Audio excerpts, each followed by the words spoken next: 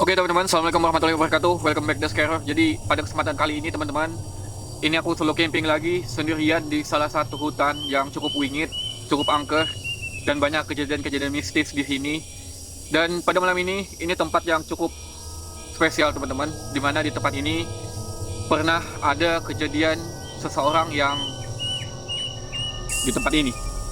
Nah, jadi ini sebenarnya udah sekitar 2 bulan yang lalu kejadiannya, teman-teman. Aku baru sempat mendatangi karena ya mendahulukan tempat-tempat yang lain, dan sebenarnya aku udah tahu cerita-ceritanya di tempat sini karena ada sedikit pemberitaannya di media sosial, dan juga subscriber aku juga memberitahukan. Ya, banyak banget yang memberitahukan. Ada beberapa orang yang, "Bang, katanya di sini ada kejadian ini, Bang, kejadian ini, ceritanya kayak gini, Bang." Udah diceritain, dan akhirnya aku berkesempatan untuk datang ke desa terdekat dan ya camping di tempat ini, teman-teman. Jadi sebenarnya di sini itu sekitar 2 bulan yang lalu ada TKP, teman-teman, dan ceritanya itu berawal dari salah satu pasangan, teman-teman, pasangan yang sedang pacaran seperti itu. Nah, jadi ketika mereka pacaran ini, si laki-laki ini sebenarnya selingkuh dan tidak memberitahu pacarnya kalau si laki-laki ini sebenarnya sudah beristri dan punya anak, teman-teman. Dia mengakunya bujangan, belum menikah, akhirnya pacaran, teman-teman, cukup lama seperti itu, menjalin asmara, hingga akhirnya, teman-teman, si pacarnya ini tahu ternyata si laki-laki ini udah punya keluarga seperti itu. Nah, sedangkan ketika dia tahu wanita ini atau pacarnya ini dalam keadaan lagi hamil, teman-teman, lagi mengandung si anak laki-laki ini. Jadi, teman-teman, apa ya, pukulannya itu double gitu loh. Double, dia udah tahu pasangannya ternyata bohong, terus lagi dalam kondisi ternyata mereka dalam keadaan seperti itu, hamil seperti itu.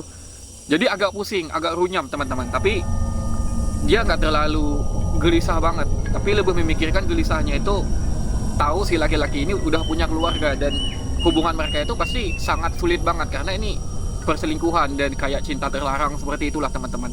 Hingga akhirnya karena si cewek ini juga udah kecintaan banget sama si cowok, nggak bisa lepas lagi, dia akhirnya mutusin untuk kayak apa ya, dia nggak mau ditinggal dalam keadaan lagi mengandung seperti itu. Dia nggak mau ditinggal, dia tetap pengen sama-sama ngelahirin sama-sama seperti itu. Entah bagaimanapun caranya, mau si istri tahu atau enggak, yang penting dia nggak boleh ditinggalin, intinya kayak gitulah, karena udah mungkin terlalu cinta juga, teman-teman ya. Nah, pada akhirnya cuman si cowok ini setelah tahu itu, apalagi dalam keadaan tahu si ceweknya ini dalam keadaan hamil, dia sedikit bingung, dia sedikit gelisah, dia sedikit apa ya, selayaknya orang yang tahu pasangan hamil kan di luar nikah itu bakalan bikin sakit kepala bagi cowok gitu kan. Wah, gue gimana, gue punya istri nih, masa ada kejadian kayak gini. Nah, di situ cowoknya mulai bimbang untuk menerusin hubungannya. Intinya ada sedikit permasalahan di antara mereka lah, hingga akhirnya si cewek ini atau pacarnya ini ngomong begini, ngancam ke cowoknya, kalau kamu gak mau tanggung jawab dan gak mau ninggalin aku bakalan datengin istri kamu dan keluarga kamu biar mereka tahu. Nah, mendengar itu si cowok ini sedikit apa ya, ketakutan, gelisah, dan ya bingung, teman-teman, takut gitu loh. Dia takut istrinya tahu, dia takut keluarganya tahu gitu loh. Dalam keadaan diancam seperti itu, ya dia tidak mempertanggungjawabkan apa yang udah dia perbuat seperti itu loh. Sedangkan si wanita ini pengen pertanggungjawaban, dan karena dia sudah terlalu cinta, apapun dia lakuin selama dia nggak ditinggal gitu loh. Hingga akhirnya si cowok ini makin pusing, makin kelilit pikiran. Muncullah sebuah ide untuk mengakhiri si pasangan ini. Ya, mungkin dalam kondisi pikiran yang pendek, teman-teman, akhirnya dia merencanakan untuk mengeksekusi pacarnya ini, teman-teman. Karena yaitu bahayanya itu, selain dia nggak bisa bertanggung jawab, udah pusing kepalang seperti itu dalam keadaan hamil, dia juga takut keluarganya tahu gitu loh. Ya, permasalahan rumah tangga kita nggak tahu ya, entah seperti apa. Hingga akhirnya dia mengajak si pacarnya ini untuk pergi jalan-jalan, teman-teman. Nah, si pacarnya ini kebetulan dia ngekos, nggak tinggal sama orang tua, tapi setiap dia mau jalan, mau pergi, dia selalu ngabarin orang tua. Gitulah, seperti itulah, teman-teman. Dia ajak jalan pada hari itu, pergi, tiba-tiba yang tadinya dia bilang kita jalan-jalan cari makan dan segala macam, ya selayaknya jalan-jalan seperti itulah, teman-teman. Dan ternyata tiba-tiba pas di jalan si cowok itu berubah pikiran, kayak kita mancing ya hari ini ya gitu loh. mancingnya aku udah baju kayak gini loh, siap-siap untuk kayak misalnya kayak ke kopi, ke kafe dan segala macam. Udah cocok loh bajuku, udah nggak apa-apa kata si cowoknya, ikut aja, bisa kok itu, kita mancingnya juga deket aja kok. Akhirnya dibawalah teman-teman, dibawalah ke area hutan, katanya sungainya ada di sana tuh, kita mancing nanti di sana. Dibawa masuk ke dalam hutan teman-teman. Sampai masuk ke dalam hutan, dia lakukanlah rencana dia. Dia cekik wanitanya di situ. Setelah dia cekik beberapa saat, si wanita hilang kesadaran, nggak bernapas lagi. Nggak cukup sampai di situ teman-teman, si pacarnya ini juga sempat dipukul dengan benda keras. Nggak tahu ya benda kerasnya apa ya, entah itu dengan batu, entah itu dengan barang yang dia bawa atau gimana. Cuman ketika gue baca beritanya itu teman-teman, itu salah satu muka atau kayak kepalanya itu sempat remuk. Jadi dia melakukan itu katanya karena pengen bener-bener memastikan si wanita ini bener-bener dalam kondisi meninggal teman-teman. Jadi dia nggak tahu nih ketika dicekik entah pingsan aja entah apa gitu loh. Dan itu bakalan, kalau misalnya dalam keadaan dia masih hidup atau pergi dalam keadaan seperti itu bisa bahaya bagi dia. Jadi dia pastiin bener-bener koit seperti itu. Akhirnya dia pukul lagi dengan benda keras sampai tulangnya remuk, kepalanya remuk. Dia bawa ke tempat yang nggak cukup jauh. Nah entah kenapa ya, mungkin karena dia juga gelisah, motor dalam keadaan di luar teman-teman, mungkin dia tidak menjadi kecurigaan atau apa, dia cepet-cepet tuh bawa ke hutan, tapi nggak terlalu jauh teman-teman, nggak terlalu jauh, dia buang, nggak dikubur juga seperti itu. Hingga akhirnya teman-teman, beberapa lama jelang seminggu seperti itu, di luar sekitar 200-300 meter, 400 meter itu masih ada area kebun karet lah seperti itu. Masih ada area kebun karet, masih ada aktivitas orang yang mungkin masuk ke sini, entah itu ngapain, mencari apa gitu ya kan, area hutan. Orang mencium bau busuk nggak sedap, menyengat teman-teman, menyengat, bingung bau busuk apa ya ini kok menyengat banget gitu loh. Nah dengan rasa penasaran akhirnya dicari, dan ternyata yang ditemukan adalah mayat jenazah wanita men, dalam kondisi seperti itu. Akhirnya ya kebongkar teman-teman, kebongkar seperti itu ya, dibawa, diselidiki segala macam, dicari tahu dalam keadaan nggak ada identitas, nggak ada handphone, nggak ada motor, karena motornya itu teman-teman dibawa sama si pacar, HP-nya juga dibawa, dijual. Tapi ya nggak butuh waktu lama teman-teman, pelakunya ketangkap. Dan ternyata adalah pasangan sendiri, yang dimana gak cuman dicek dari mayatnya atau apa ya namanya, sidik jari segala macam, dan motornya juga ketika dia membawa itu ketangkap kamera pas di jalan mau dijual. Handphone yang dijual juga ya sempat ditemuin, dicari tahu dan segala macam. Akhirnya ya ketahuan ternyata pembunuhnya adalah pasangan sendiri teman-teman. Nah cuman teman-teman, setelah kejadian itu orang-orang di sekitar luar area kebun itu sering banget ngedapetin sekelebatan wanita di antara hutan. Intinya terjadi penampakan ya semacam kayak arwah gentayangan seperti itu. Orang-orang sering mendengar suara nangis tapi nggak ada apapun, tapi intinya orang menangis minta tolong teman-teman. Bahkan teman gue cerita yang ada di desa sana, itu sempat ada orang yang menginap di area luar, menginap di area pondok, karena waktu itu dia menjaga buah apa ya, di sini sebutannya tiwadak, bahasa Indonesianya apa ya, cempedak teman-teman, nungguin kebun cempedak di malam hari teman-teman. Nah karena malam hari itu banyak banget hewan-hewan tupai itu teman-teman, kalau bulan terang dia bakalan nyari makan, belum lagi kelelawar, kalong seperti itu. Jadi dijaga, dibikinin api di area kebun seperti itu.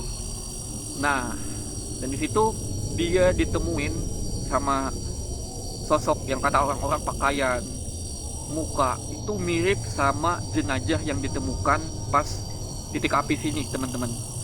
Dan jenazahnya itu merintih, setiap orang ditemuin teman-teman, dia bakalan minta tolong untuk minta carikan bola matanya.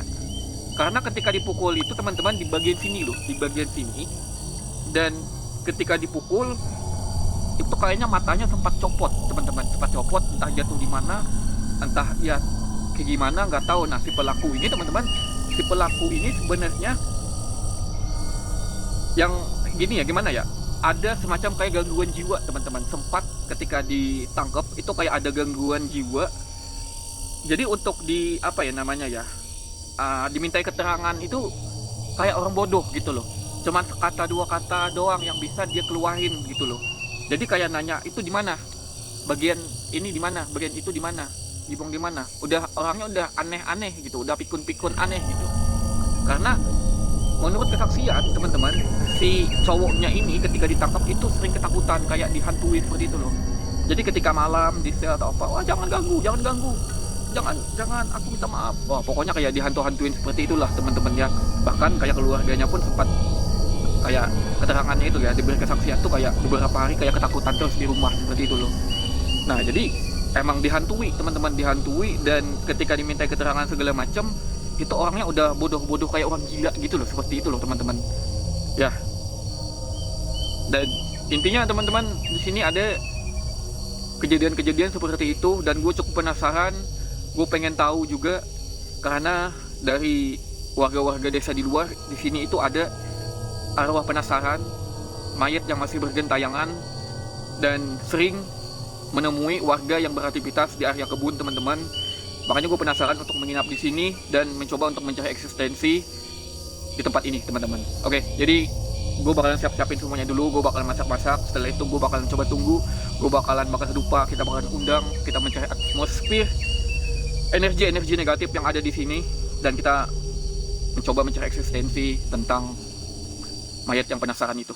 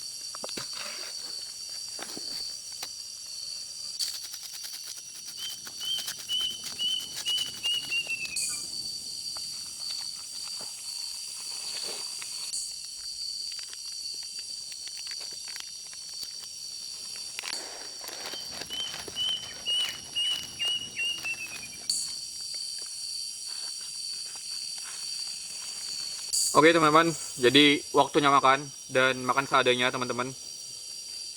Untuk ganjil-ganjil perut, aku cuman bawa makanan instan, dan waktunya makan.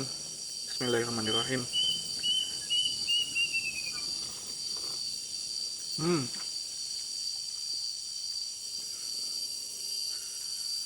Pas banget lagi perut lapar-laparnya teman-teman.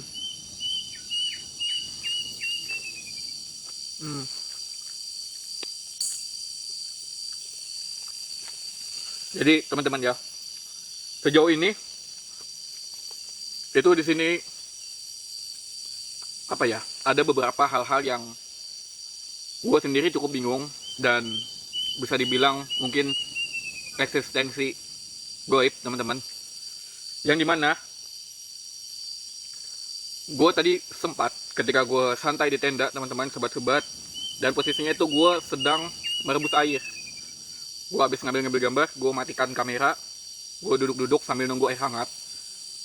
Itu gue ngeliat dari depan teman-teman, depan ini agak hutan, dan mungkin sekitar jarak 5 meter atau 6 meter itu gue dengar kayak ada suara jalan Jadi kayak suara bek, bek, bek, bek. Bener-bener suara injakan cukup berat teman-teman.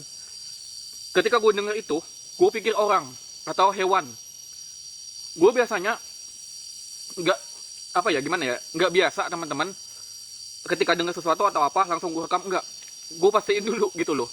Karena gue juga cukup kaget men. Gue juga cukup kaget, gue juga penasaran itu apa.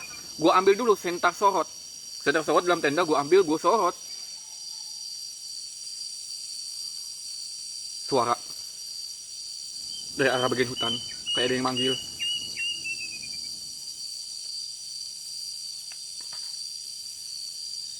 Nah jadi gue bener-bener dengar, gue nggak tahu kayaknya ketangkap juga sama kamera. Gue denger ada suara barusan daerah sana.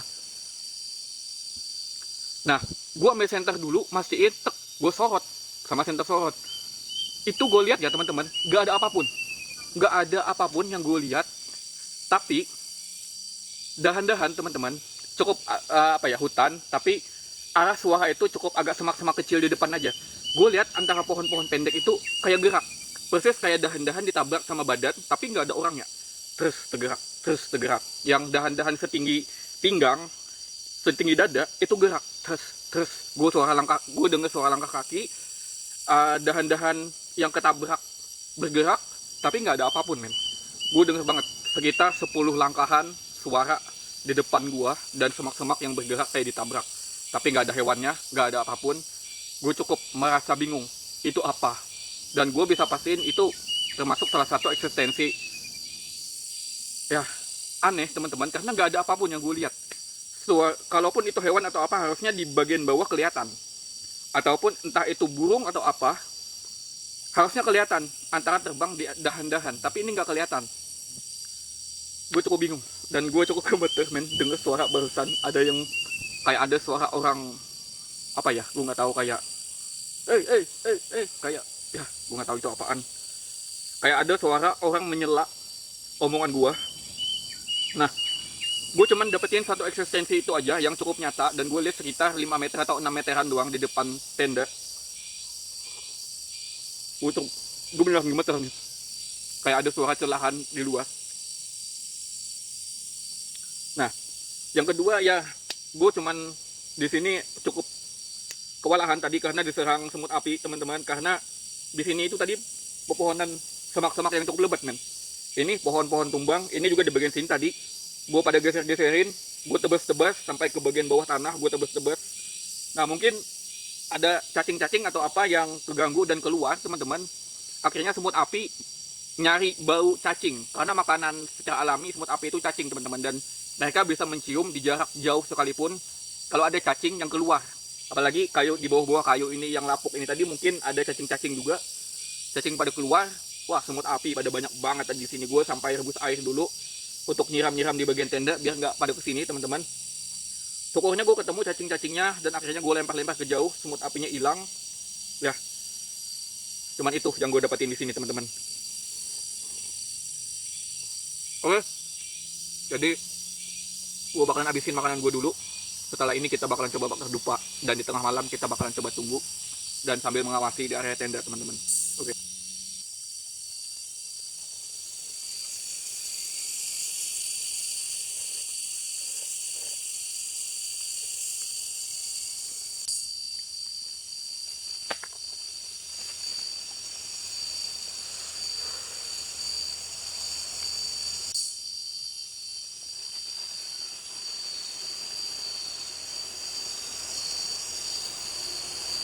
Jadi teman-teman, ini tepat jam 12 malam.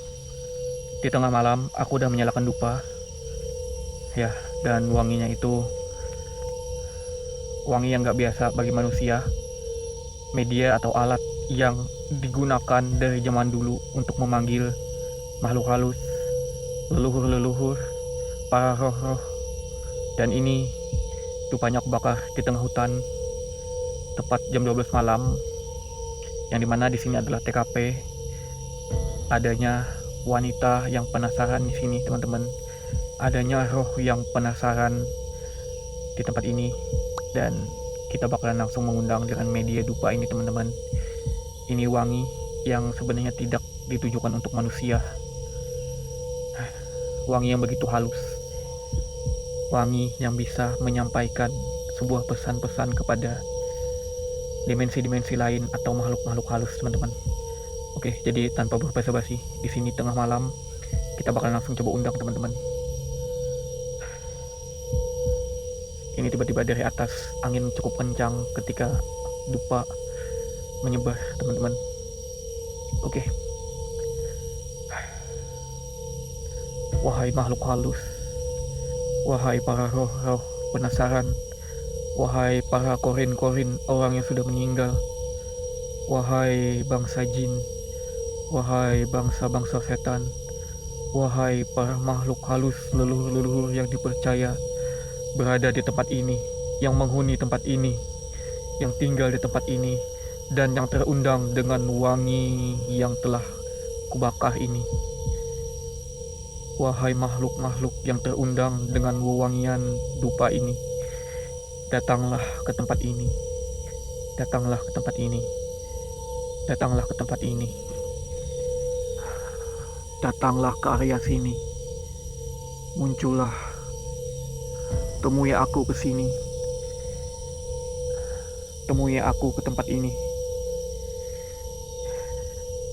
Wahai para makhluk gaib, wahai para bangsa jin, wahai para roh-roh orang yang bergentayangan yang masih penasaran, datanglah, datanglah, datanglah, hadirlah ke sini, hadirlah ke sini. Oke, teman-teman, kita sudah melakukan dan memanggil makhluk-makhluk halus yang ada di sini. Di tengah malam kita bakalan tunggu, kita bakalan coba tunggu, teman-teman.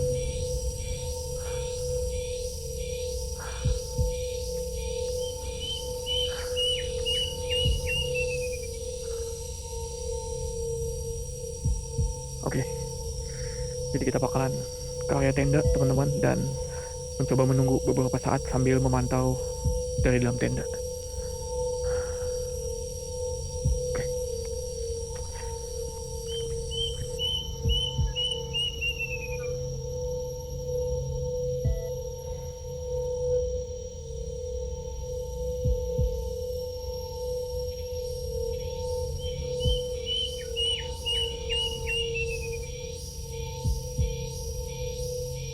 Teman-teman, jadi di luar dupa sudah menyala, dan untuk sesaat kita bakalan biarkan di luar hening, dan ini di luar dalam keadaan gelap gulita, agar mengundang makhluk-makhluk halus atau energi-energi astral seperti itu berdatangan. Dan untuk mengecek pun kemungkinan besar aku cuman menggunakan cahaya redup agar bisa mengundang makhluk-makhluk seperti itu, penunggu-penunggu seperti itu tidak terganggu dengan cahaya yang begitu terang, begitu silau. Dan ini aku bakalan coba menunggu dulu untuk beberapa saat sambil mengawasi di area luar, teman-teman. Kita menunggu hingga tengah malam.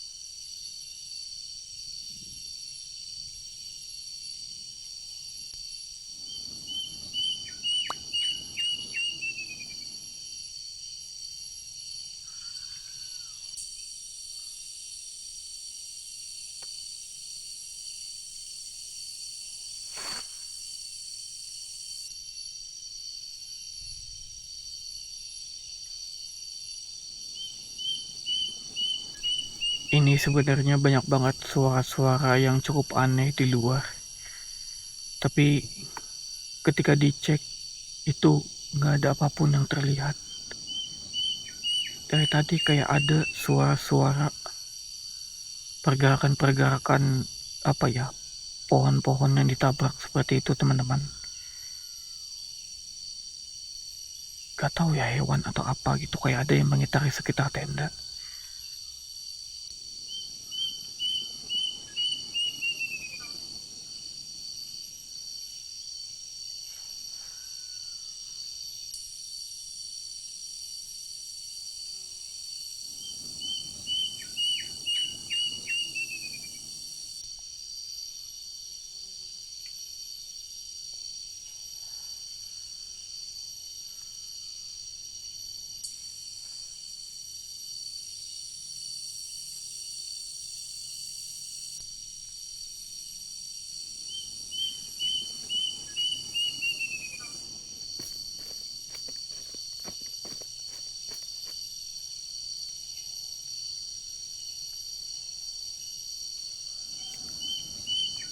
Berhenti di depan tenda.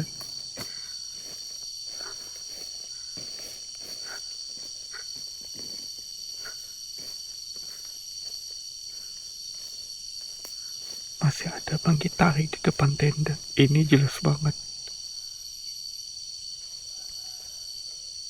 Ada sesuatu di depan tenda. Entah itu hewan atau apa.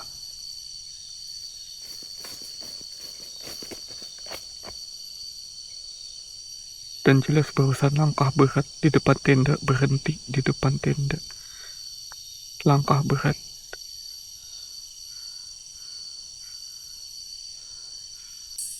Suaranya masih ada di depan tenda.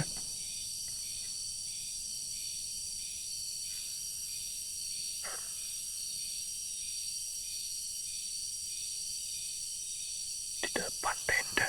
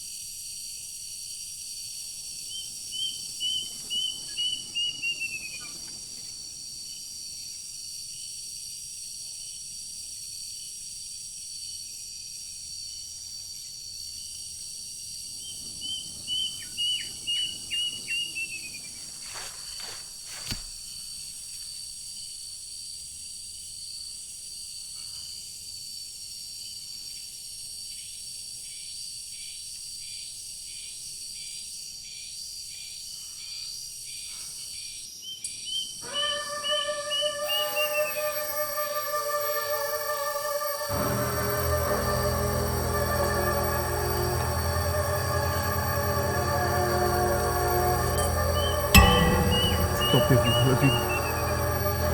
Astagfirullah. Astagfirullahaladzim. La ilaha illallah. La ilaha illallah. La ilaha illallah. Allahu Akbar. La ilaha illallah. La ilaha illallah. Astagfirullahaladzim. Astagfirullahaladzim. La ilaha illallah.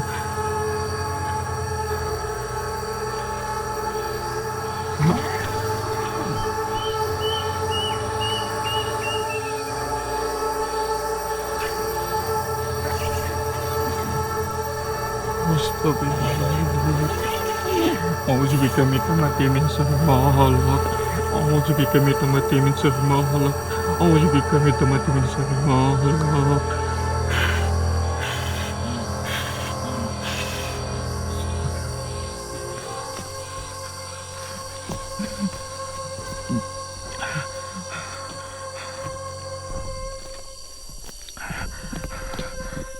Allahu Akbar, Allahu Akbar, Allahu Akbar, Allahu Akbar.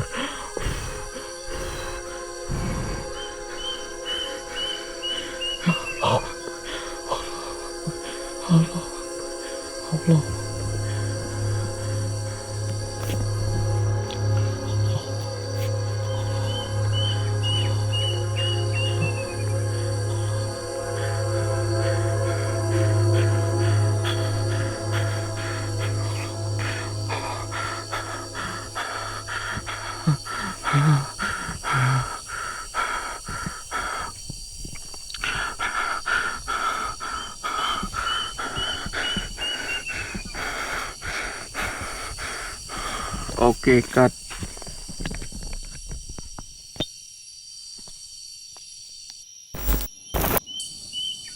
Mayatnya udah datang di luar tenda. Ini suara-suara mengitari tenda. Ini mayatnya. Arwah penasarannya. Ini masih datang dan masih ada dari tadi di luar.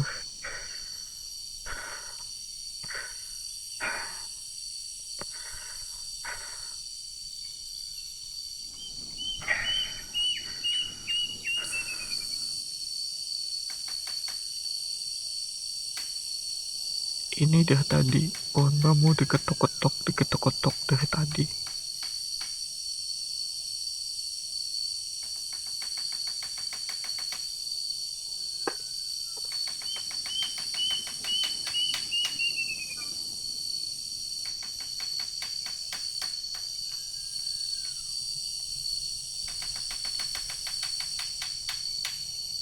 Di arah belakang tenda.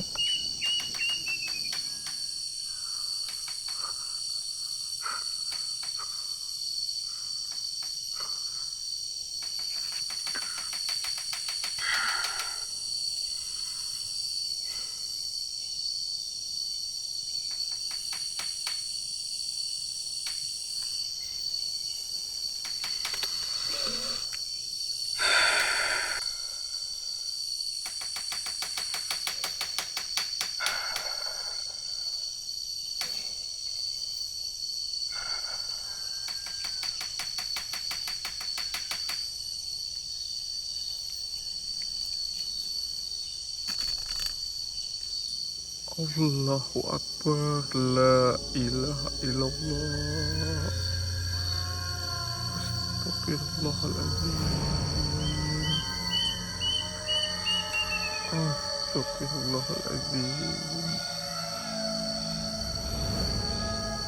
Allahu Akbar, la ilaha illallah,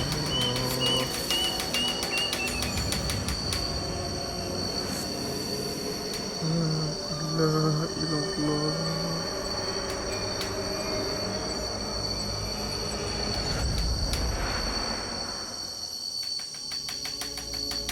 Allahu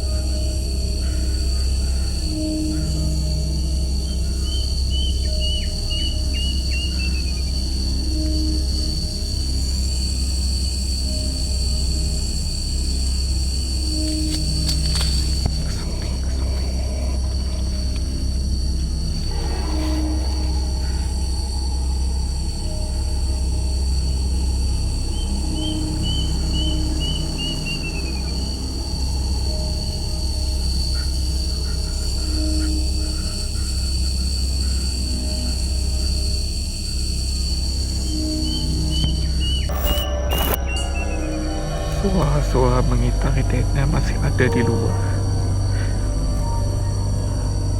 Ini mendekati jam 3. Aku masih diganggu di sini, masih ada suara-suara di luar tenda. Ini nggak tahu apakah ada demit kah, bangsa jin kah, apakah benar arwah penasarannya kah, atau orang bunian kah. Cuma kalau ada yang gaib-gaib begini, aku nggak bakalan sama sekali keluar tenda. Daripada nggak ketemu pagi lagi, daripada nggak ketemu jalan lagi, udah diam di luar tenda sampai pagi. Aku bakalan diam di luar tenda sampai pagi. Ini benar-benar diganggu sampai pagi, diteror sampai pagi. Di luar masih ada, ramai di luar.